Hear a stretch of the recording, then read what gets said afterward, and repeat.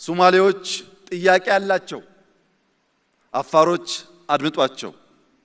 ትግራዮች ጥያቄ አሏቸው፣ ወላይታዎች፣ ሲዳማዎች አድምጧቸው።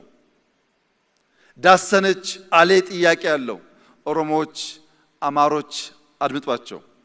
በተለይ ኦሮሞዎችና አማሮች ዳሰነችን፣ ኮንሶን፣ አሌን ካላደመጣችሁ ኢትዮጵያን ልታጸኑ አትችሉም። ምንም ጥርጥር የለውም። በቁጥር ትላልቅ ህዝቦች ናችሁ። ትናንሾቹን ካላከበራችሁ፣ ትናንሾቹን ካላደመጣችሁ፣ በቁጥር ብቻ የኛ ፍላጎት ይሁን ካላችሁ ይህ ውይይት አይሳካም። ይህ ውይይት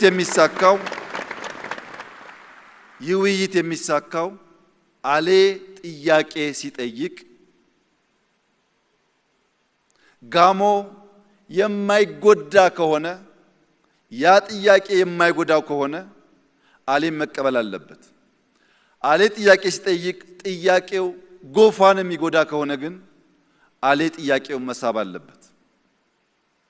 ማንም ሳይጎዳ በጋራ መጠቀም የምንችልባቸውን ጉዳዮች አንስተን ለኔ ሳይሆን ለኛ፣ ለሰፈሬ ሳይሆን ለኢትዮጵያ ማለት ከቻል ይህ ምክክር ፍሬያማ ይሆናል።